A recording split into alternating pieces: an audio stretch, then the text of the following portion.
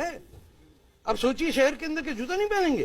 This is taking a state. आपको अंदाजा होगा कि ये क्या स्टेट है जिसके अंदर लोग इस टाइप के। कहीं ऐसा तो नहीं था ये कह रहे हैं ये मांगने गए हो मेरे पास पहनने के लिए, देखिए जूते नहीं है कुछ नहीं, तो दे दो। ना वो ऐसे नहीं कर। पाकिस्तान के पास बहुत कुछ है।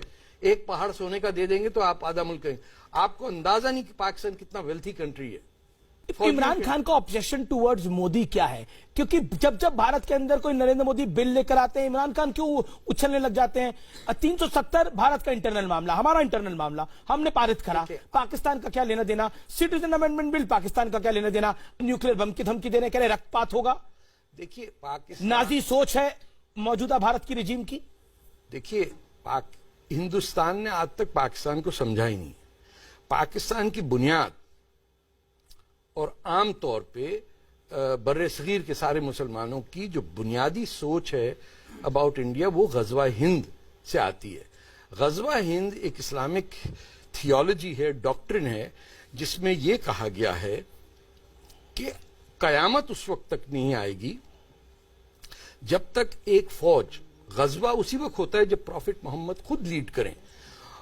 जो आइडियोलॉजी लिखी गई जिसका कुरान और उससे कोई ताल्लुक नहीं है कि जब तक एक फौज मुसलमानों की हिंदुस्तान में घुसेगी और हर हिंदू टेंपल तोड़ा जाएगा और हर हिंदू को मुसलमान बनाया जाएगा, उस वक्त तक रोजे कयामत नहीं आएगी। हाँ अच्छा, हमारे एज मुस्लिम्स हमें कयामत से डर नहीं है। हमारा ईमान है कि जिंदगी शुरू मौत के बाद होती है। आपका और प्रॉब्लम होगा, आप तो रिटर्न फ्लाइट लेके फिर आ जाते हैं। हिंदुओं का तो आते जाते रहते हैं ना आप लोग। हमारी वन वे टिकट है, हमने मरना है और फिर जन्नत में जाना है। दुश्मन जो आपका है वो मरने के लिए तैयार है। आप अपने एमबीए की डिग्री, पैसा, ये सोच आज के इंडियन बैठे थे, प्याज सस्ता है, टमाटर सस्ता है, सीमेंट आप पाकिस्तान फौज से खरीदते हैं। आपको पता है पाकिस्तानी फौज के सीमेंट के कारखाने इंडिया को सस्ती सीमेंट बेच रहे थे। तो गफलत में जो मारे जाएंगे उनका कोई हशर नहीं है। अपनी बेवकूफियों पे भी जरा सोचें। देखें आप सोच, अक्ल वक्ल नहीं है क्या? नहीं अक्ल नहीं है, ये ईमान की बात है। मुझे मौत से डर ही नहीं है, मैं मुसलमान हूं, ये मेरा यकीन है।